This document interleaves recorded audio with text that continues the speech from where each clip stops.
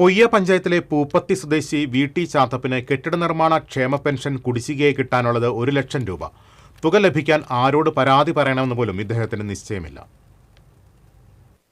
10 വർഷം മുൻപ് പെൻഷൻ അനുവദിച്ചു കിട്ടിയത് മുതൽ ഓരോ വർഷത്തെയും കണക്കെടുത്തപ്പോഴാണ് ക്ഷേമ ബോർഡ് കടം പറഞ്ഞ് കുടിശ്ശികയാക്കിയത് വലിയ തുകയാണെന്ന് പൊയ്യ പഞ്ചായത്തിലെ പൂപ്പത്തി സ്വദേശി വടക്കേ വീട്ടിൽ ചാത്തപ്പൻ തിരിച്ചറിഞ്ഞത്. 2016 മെയ് മുതലാണ് പെൻഷൻ ലഭിച്ചത്. CITU വിഭാഗം തൊഴിലാളിയായ ചാത്തപ്പൻ 33,890 രൂപ വെൽഫെയർ ബോർഡിലേക്ക് അംശാദായമായി അടച്ചിട്ടുണ്ടായിരുന്നു. 2021 ഒരു മാസം പോലും പെൻഷൻ ലഭിച്ചിട്ടില്ല.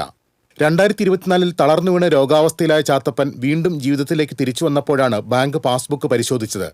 അപ്പോഴാണ് ഇടയ്ക്കിടെ പെൻഷൻ വരുന്നില്ലെന്ന് തിരിച്ചറിഞ്ഞത്. പെൻഷൻ ലഭിച്ചത് മുതലുള്ള കണക്കുകൾ നോക്കിയപ്പോഴാണ് 1 ലക്ഷത്തോളം രൂപ കിട്ടാനുള്ളത് തിരിച്ചറിഞ്ഞതെന്ന് ചാത്തപ്പൻ പറഞ്ഞു. ജോലി ചെയ്യാൻ കഴിയാത്ത ചാത്തപ്പന് ഈ വരുമാനം മാത്രമാണ് ആശ്രയം. ഡിപ്പാർട്ട്മെന്റുകളിൽ അന്വേഷിച്ചപ്പോൾ ഫണ്ട് വരട്ടെ എന്ന് പറഞ്ഞിങ്ങനെ നീട്ടി പോവുകയാണ്.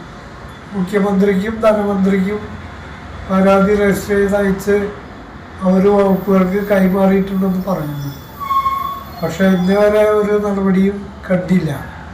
2017 ഒറ്റ മാസം പോലും എനിക്ക് പെൻഷനായിട്ട് കിട്ടിയിട്ടില്ല. ബാക്കിയുള്ള വർഷങ്ങളിൽ 6 മാസം 4 മാസം 8 മാസം ഇങ്ങനെ പലിശ എനിക്ക് കിട്ടാറുണ്ട്.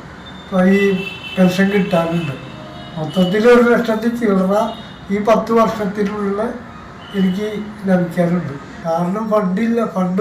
നിങ്ങളുടെ ഫണ്ട് വരട്ടെ, സെസ് പിരിക്കട്ടെ എന്നൊക്കെയാണ് ഞാൻ വിളിച്ചു വെച്ചോ പറയുന്നത്.